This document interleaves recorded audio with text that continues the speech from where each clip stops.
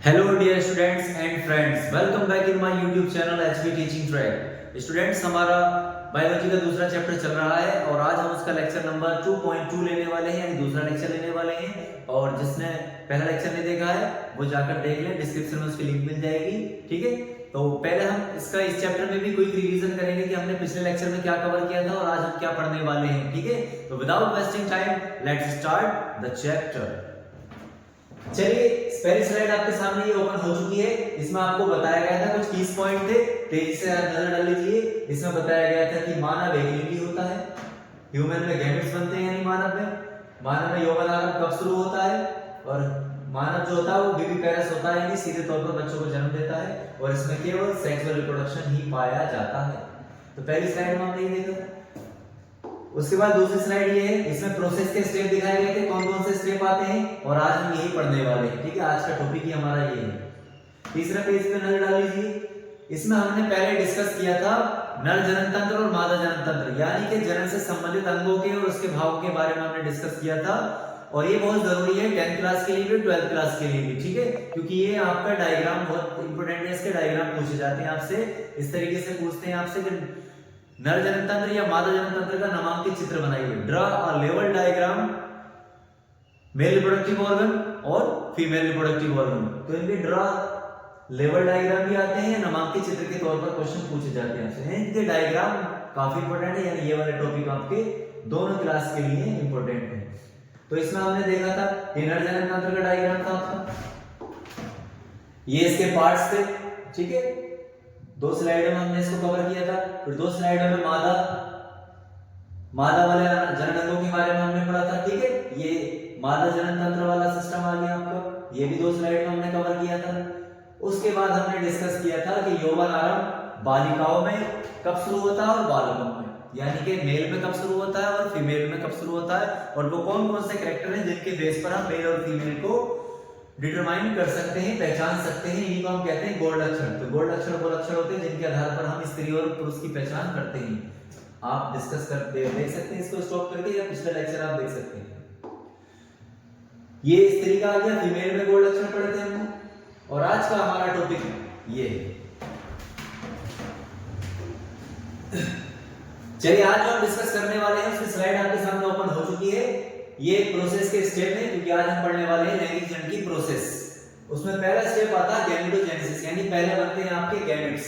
ठीक है, और उसके बाद आपके बनते हैं गैमेट। जब बन जाते हैं तो क्या हो जाता है, युग्मकों का स्थानांतरण कराया जाता है, यानी कि वीर्य सेचन बोलते हैं उसको, यानी कि वीर्य को ट्रांसफर कराया जाता है। ठीक है, उसके बाद जब वो ट्रांसफर हो जाता है, यानी कि स्पर्म पहुंच जाते हैं, शुक्राणु पहुंच जाते हैं, तो निषेचन होता है हमारा। निषेचन की प्रोसेस क्या होती है, वही डेफिनेशन पिछले चैप्टर में हमने डिस्कस की थी, दोनों का कॉम्बिनेशन। फिर उनमें क्लीवेज शुरू हो जाता है, यानी कि सेल डिवीजन शुरू हो जाता है, और उसके बाद एम्ब्रियो बन जाता है, उसमें डेवलपमेंट होता है, फिर बॉडी बन जाती है, और बॉडी की जब बन जाती है तो उसका हो जाता है जन्म। ठीक है, वो पैदा हो जाती है बॉडी। चलिए स्टार्ट करते हैं पहला टॉपिक आज का, युग्मक जनन। तो युग्मक जनन की स्लाइड आपके सामने ओपन हो चुकी है। देखिए इसमें क्या बताया गया। डेफिनेशन सिंपल है, युग्मकों के निर्माण की प्रक्रिया को ही युग्मक जनन कहते हैं। सिंपल है, पीछे भी हम डिस्कस कर चुके थे, बस यहाँ पर लोकेशन चेंज हो जाएगी। यहाँ पर वृषण और अंडाशय में ये प्रोसेस होती है। वृषण में बनेंगे मेल गैमेट और इसमें बनेंगे फीमेल गैमेट, अंडाशय में यानी कि ओवरी में। तो वृषण या अंडाशय में मियोसिस के द्वारा, मियोसिस मतलब अर्धसूत्री विभाजन के द्वारा जो आगुणित गैमेट्स बनते हैं, उनकी उस प्रक्रिया को हम क्या कहते हैं, गैमेटोजेनेसिस कहते हैं। नर में युग्मकों के रूप में स्पर्म्स बनते हैं, और फीमेल में बात करें तो ओवम यानी कि अंडाणु बनते हैं। ठीक है, ये 2 प्रकार के होंगे इस बेस पर, एक शुक्राणु जनन होगा और एक अंडाणु जनन। तो पहले हम डिस्कस करेंगे शुक्राणु जनन। ठीक है, तो देख लेते हैं शुक्राणु जनन के बारे में क्या बताया गया आपको।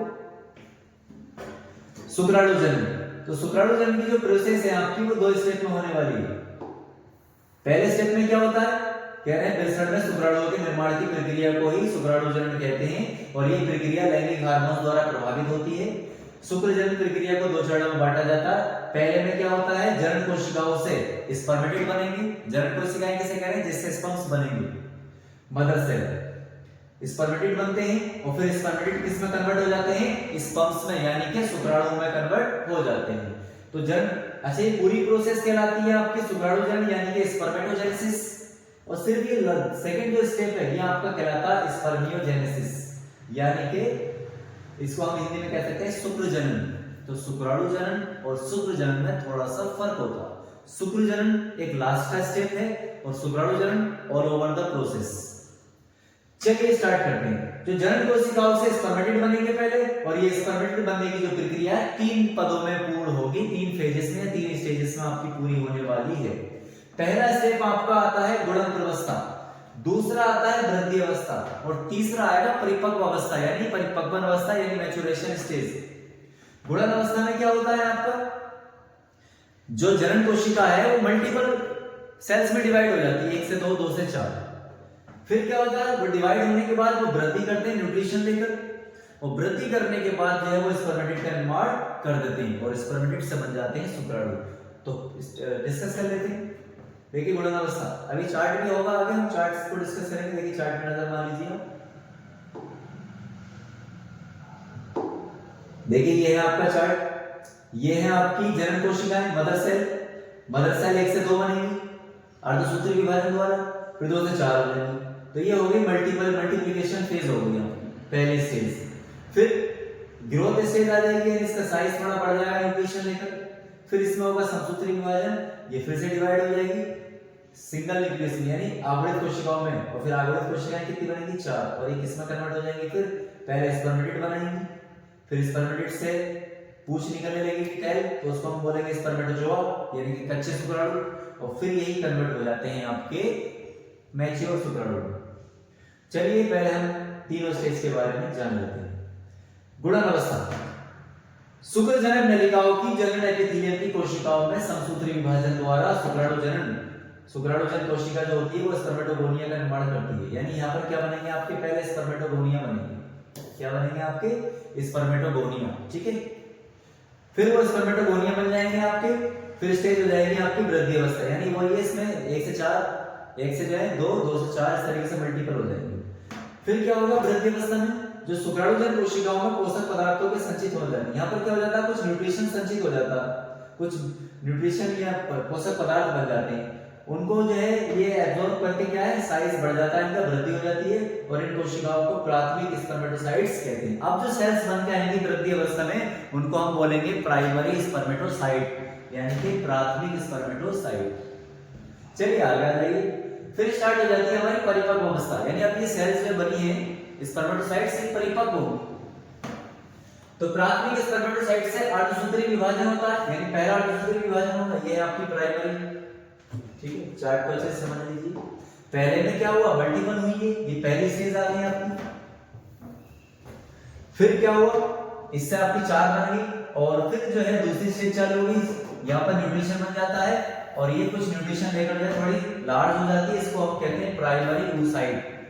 फिर प्राइमरी oocyte में विभाजन होता है, हमारे डिवीजन होते हैं, और फिर ये 4 सेल बना लेती है, इन्हें हम कहेंगे सेकेंडरी, ठीक है।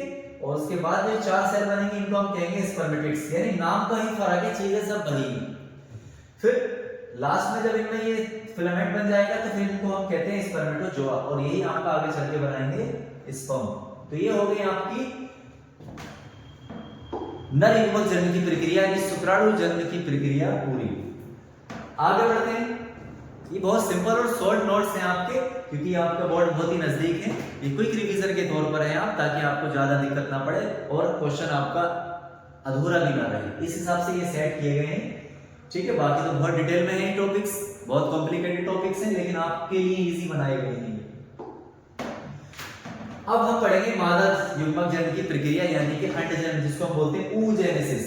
तो सिंपल सी बात है, अंडाणु या मादा युग्मक के निर्माण की प्रक्रिया को हम क्या कहते हैं, उस प्रक्रिया को हम कहते हैं अंडजन्म यानी oogenesis। अंडाशय की द्विगुणित अंडमात्र कोशिका यानी वो मदर सेल हो जाएगी, और ये कहां होगी, ओवरी में। तो ओवरी में एक मदर सेल होती है, उससे अर्धसूत्री विभाजन के द्वारा आवृत कोशिकाओं का निर्माण होता है। इस प्रक्रिया को हम कहते हैं अंडजन्म, यानी एग सेल बनती है आपकी। फिर अंडजन्म का प्रारंभ गर्भावस्था में हो जाता है। देखिए सुन लीजिए, नोटेबल पॉइंट है आपका ये, जो oogenesis की प्रोसेस है आपकी कहां स्टार्ट हो रही है, गर्भ में ही स्टार्ट हो रही है, यानी कि आपकी जो है पैदा होने से पहले ये स्टार्ट हो रही है गर्भ में, यानी मां के गर्भ में ही ये प्रोसेस स्टार्ट हो जाती है। फीमेल में। लेकिन ये प्रक्रिया किशोर अवस्था तक निलंबित अवस्था में रहती है, यानी कि वो तो बनना स्टार्ट हो जाती है, अंडजन्म तो बनना स्टार्ट हो जाता है, लेकिन वो एक निलंबित फॉर्म में रहते हैं, यानी कि डीएक्टिवेट सेल्स के फॉर्म में रहते हैं, ज्यादा एक्टिव नहीं होती है वो।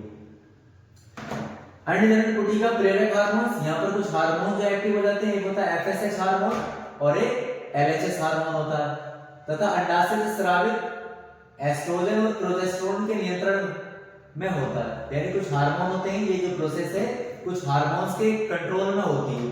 तो एफएसएच फॉलिकल होता है ये आपका, और ये ल्यूटिनाइजिंग होता है आपका एलएचएस हार्मोन हो जाएगा आपका, ठीक है। और ये कुछ और हार्मोन है। तो जाहिर सी बात है आपकी नर युग्मक जनन हो या मादा युग्मक जनन हो, उसमें कुछ ना कुछ हार्मोन्स जो है जरूर पार्टिसिपेट करते हैं, ठीक है। स्टार्टिंग में हमने बता दिए हैं, हार्मोन्स भी पता होना चाहिए कि मेल में कौन सा और फीमेल में कौन सा। तो जिसने पिछले लेक्चर में देखा था वो कमेंट में दे कि मेल में पाए जाने वाले एक हार्मोन्स का नाम बताइए और एक फीमेल में पाए जाने वाले हार्मोन का नाम बताइए। चलिए इसमें भी देखो 3 फेजेस हैं, जब आप वो पढ़ लेंगे तो ये आराम से आप तैयार कर लेंगे। इसमें भी 3 फेजेस हैं। पहली होगी गुणन अवस्था, यानी सेल मल्टीपल होगी, जो मदर सेल है पहले मल्टीपल होगी, फिर ग्रोथ करेगी, फिर मैच्योर होगी। गुणन अवस्था में क्या होगा, ये अवस्था भ्रूण अवस्था में पूर्ण हो जाती है और अंडाशय के निर्माण के समय ही प्राथमिक जनन कोशिकाएं अंडाशय कोशिकाओं, जिन्हें हम ओवरियन फॉलिकल्स के रूप में एकत्र हो जाती हैं। इनमें से एक कोशिका अंडाणु मात्र कोशिका के रूप में विभाजित हो जाती है, यानी वही एक कोशिका जो है थोड़ी लार्ज हो जाएगी।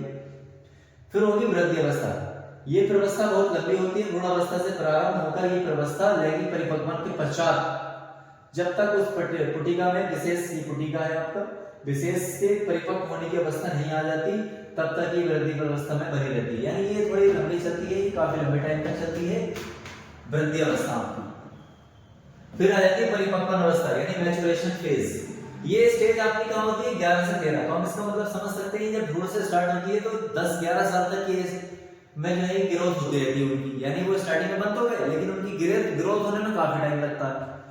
फिर जब वो ग्रोथ हो जाती है तो फिर परिपक्व होना स्टार्ट हो जाते हैं, और ये प्रोसेस स्टार्ट होती है आपकी 11 से 13 वर्ष से प्रारंभ होती है, ठीक है। और यहीं से यौवन आरंभी शुरू आपका फीमेल में हो जाता है, और लगभग 45 वर्ष की उम्र तक ये चलती रहती है। यानी कि जो जनन क्षमता रहती है लेडीज में, वो 45 के लगभग साल तक जो है सही रहती है। उसके बाद जो है वो जनन अवस्था जो है वो कम होने लगती है, वो जनन की जो शक्ति है उनकी कम होने लगती है। इस अवस्था में प्राथमिक डिंब कोशिकाओं में 2 विभाजन के बाद, जो वो सेल है आपके, उसमें 2 विभाजन होंगे, और उसके बाद एक परिपक्व अंडाणु का निर्माण होता है, यानी एग सेल बन जाती है। इस अवस्था में होने वाला पहला विभाजन अर्धसूत्री होता है, ठीक है। चलिए चार्ट देख लेते हैं। तो 3 अवस्थाएं, आप खाली वर्ड के हिसाब से इसकी डेफिनेशन भी ऐड कर सकते हैं और चार्ट बना देंगे तो आपका ऑलमोस्ट ये टॉपिक कंप्लीट हो जाएगा, ठीक है। क्योंकि मैंने अभी आपको बताया, क्योंकि यहाँ मुझे सिलेबस को बहुत शॉर्ट में और चैप्टर को कवर कर रहा है, ताकि आपका टॉपिक इनकम्प्लीट भी ना दिखे और आपको ज्यादा मेहनत भी करनी ना पड़े, क्योंकि आपके बोर्ड बहुत करीब है। और बायोलॉजी में समझता हूँ हमारे आसपास जो है ज्यादातर पिछड़ ही जाती है, क्योंकि हम फिजिक्स और केमिस्ट्री पे ज्यादा ध्यान देते हैं मैथ्स से, बाकी बायोलॉजी कहीं ना कहीं हमारी पिछड़ जाती है। देखिए ये चार्ट है आपका, देखिए पहली स्टेज आपकी ये आ गई multiplication stage, this is first stage. Mitosis होता है, इसमें देखो सेम है 2x से डबल, और फिर डबल डबल 2 बार हो जाएगा आपका, 4 सेल बन जाएंगे। वहां पर हम उसको कहते थे प्राइमरी oocyte बोलते थे, यहाँ पर इसको बोलेंगे oogonia। क्या बोलेंगे? oogonia, ठीक है। इसका नाम यहाँ पर क्या दिया जाएगा? oogonia। फिर ग्रोथ स्टेज आ जाएगी, ये है आपकी ग्रोथ स्टेज, इसका साइज बढ़ जाएगा और यहाँ बनेगी प्राइमरी oocyte, ठीक है। यहाँ oocyte कह रहे हैं, स्पर्मेटोसाइट बोल रहे थे। फिर इनसे जो बनेगी वो सेकेंडरी oocyte कहलाएंगी, ठीक है। इनमें साइज कम बढ़ती हो जाएगा। फर्स्ट डिवीजन होगा तो एक बॉडी ये बनेगी और एक सेल से बनेगी, एक सेल ये और एक सेल ये, इसको बोलेंगे फर्स्ट पोलर बॉडी। फिर इसमें डिवीजन होंगे 2, एक छोटी सेल बनेगी एक बड़ी, इसको बोलेंगे second polar body. Polar body को कह रहे हैं कि 2 पोल बन गए, एक छोटा और एक बड़ा, तो थोड़ी पोलर बॉडी को हम कह रहे हैं, ठीक है। यहाँ होगा आपका सेकंड मियोटिक डिवीजन, यानी कि समसूत्री विभाजन। तो आपकी उसी की तरह चार्ट है जैसा पिछला था, यही चार्ट आपका है। और फिर यहाँ आपके लास्ट में क्या बन जाएंगे? ओवम बन जाएंगे। ये बन गया आपका क्या? ओवम, ठीक है। तो जब ये ओवम बन जाता है आपका, फिर अवस्था स्टार्ट हो जाती है किसकी? Maturation stage. और मैच्योरेशन स्टेज ये है आपकी, सॉरी नीचे लिख गया, ये है आपकी मैच्योरेशन स्टेज, इसमें आपका ओवम बन जाता है, मैच्योर हो जाता है, और जब ओवम मैच्योर हो जाता है आपका तो फिर वो फर्टिलाइजेशन के लिए रेडी हो जाता है और फर्टिलाइजेशन फिर उसका करा दिया जाता है। तो ये आपका अंडाणु जनन और शुक्राणु जनन दोनों हो गए आपके, ठीक है। आपको सिंपल सी वो 3 फेजेस के बारे में पता, पहले डेफिनेशन लिखनी है, फिर तीनों फेजेस के बारे में लिख देना है और वो चार्ट बना देना है तीनों फेजेस के अकॉर्डिंग, और आपका टॉपिक एक तरीके से कंप्लीट हो जाएगा, ठीक है। चलिए हम आगे बढ़ते हैं। तो अभी हमने आपको बताया था कि लैंगिक जनन की जो प्रोसेस है वो कितने स्टेप में कंप्लीट होती है, वो देख लीजिए। सबसे पहले हमारा होता है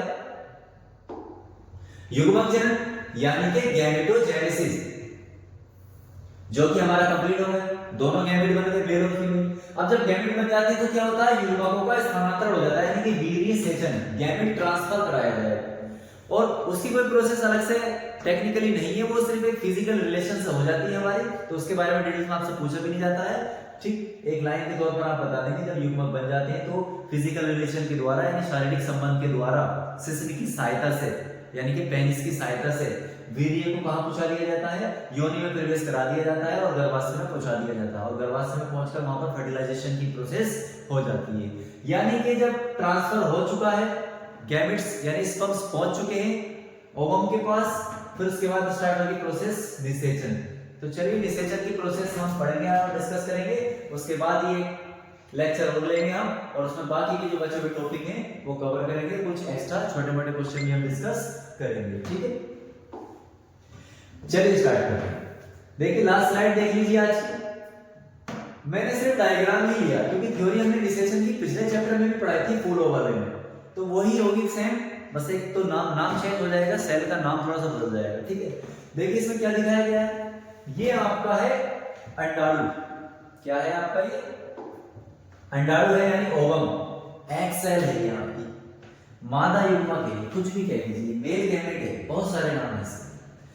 इसका स्ट्रक्चर देख लीजिए, पहले आप देख रहे होंगे इसके आउटर में कुछ लेयर है और इंटरनल भी लेयर है कुछ, और ये इस पे स्पर्म अटैक करते हुए दिखाई दे रहे हैं, क्योंकि एक बार की इजैकुलेशन में, एक बार के स्खलन में बहुत सारे शुक्राणु जो है एंटर करते हैं, बट उनमें से कोई एक या ज्यादा से ज्यादा 2 एक्सेप्शनली, लेकिन एक ही स्पर्म जो है एब्जॉर्ब किया जाता है, क्योंकि इसकी टेक्निकली ऐसा होता है जेनेटिक तौर पर कि जब एक स्पर्म इसमें एंटर हो जाता है तो फिर इसकी पावर जो है कम हो जाती है, वो दूसरे को फिर एक्सेप्ट नहीं करता, एक के बाद इसकी जो एनर्जी है ऐसे समझ लीजिए खत्म हो जाती है। तो इसकी जो सिचुएशन बनाई गई जेनेटिकली वो एक ही बनाई गई। तो देखिए ये आपका अंडाणु है, ये इसकी कुछ लेयर के नाम देख लीजिए, जोना पेलुसिडा, ये एक लेयर होती है, और ये लेयर ही डिसाइड करती है, जब इसमें जेनेटिक तौर पर क्या होता है, सिस्टम होता है, जब एक एंटर कर देता है तो इसमें इंफॉर्मेशन फैल जाती है, दूसरे को नहीं आने देती, और एक तरीके से क्या प्रोटेक्टिव लेयर है इसकी, ये इसको प्रोटेक्ट करती है, किसको, अंडाणु को। जैसे अंडे के ऊपर एक कवच होता है कैल्शियम कार्बोनेट का, वैसे ही समझ लीजिए ये ग्लाइकोलिपिड की बनी हुई होती है, काय की बनी हुई होती है, जैसे पूछ सकते हैं आपसे क्वेश्चन, अंडाणु की जो बाह्य लेयर होती है जोना पेलुसिडा काय की बनी होती है आपकी, तो ग्लाइकोलिपिड की बनी होती है, ग्लाइकोलिपिड, ये केमिकल का आप नाम रखेंगे, याद रखेंगे। और ये इसका क्या है, सुरक्षात्मक आवरण है, गार्ड सेल है इसकी, गार्ड सेल से मतलब है ये रक्षा करेंगे और स्पर्म्स को अलाउ करेंगे अंदर आना। फिर एक ये इसके आउटर लेयर है, इसके बाहरी तौर पर ये कोरोना रेडिएटा, देखिए एक वर्ड होता है कोरोना रेडिएटा। कोरोना रेडिएटा क्या है, ये वो हिस्सा होता है इसके सराउंडिंग का जो इसको न्यूट्रिशन प्रोवाइड कराने का काम करता है, और इसके लिए क्या करते हैं, प्रोटेक्टिव लेयर है, यानी इसकी सुरक्षात्मक आवरण का भी कार्य ये करता है। तो ये निषेचन की प्रक्रिया होती है आपकी। डेफिनेशन कैसे होगी सर, जब गर्भाशय के अंदर शुक्राणु प्रवेश कर जाते हैं तो वे अंडाणु के संपर्क में आते हैं और शुक्राणु अंडाणु के अंदर प्रवेश कर जाते हैं, और प्रवेश करने के बाद फिर ये क्या हो जाते हैं, 2n हो जाते हैं, यानी एक द्विगुणित कोशिका बनाते हैं, और द्विगुणित कोशिका बनाते हैं इसीलिए हम इसको क्या कहते हैं, जाइगोट बन जाता है। फिर क्या बन जाता है आपका, ये जब कंबाइंड हो जाएगा तो बन जाएगा जाइगोट, और फिर जाइगोट का आपको पता ही है, जाइगोट में डिवीजन शुरू हो जाता है और फिर भ्रूण का निर्माण होना शुरू हो जाता है। तो ये है आपकी निषेचन की प्रक्रिया, सही है। तो आज हमने डिस्कस कर लिया युग्मक जनन और निषेचन की प्रक्रिया। अगले लेक्चर में डिस्कस करेंगे इसके आगे कौन कौन सी फेजेस आएंगी, यानी एक क्वेश्चन हो जाएगा आपका टेक्निकली, फिर बाकी जो है कुछ एक्स्ट्रा क्वेश्चन हम डिस्कस करेंगे, और उम्मीद करता हूँ आपको आज का लेक्चर अच्छा लगा होगा। आप पिछले लेक्चर को भी जरूर देखें और इस लेक्चर को देख के दोनों का रिलेशन बनाएं और अच्छे से तैयारी करें और अच्छे से अच्छे मार्क्स लेकर आएं। और इसी तरह हमें सपोर्ट करते रहिए, जुड़े रहिए एचपी टीचिंग ट्रैक के साथ। बहुत बहुत शुक्रिया आपका, थैंक यू।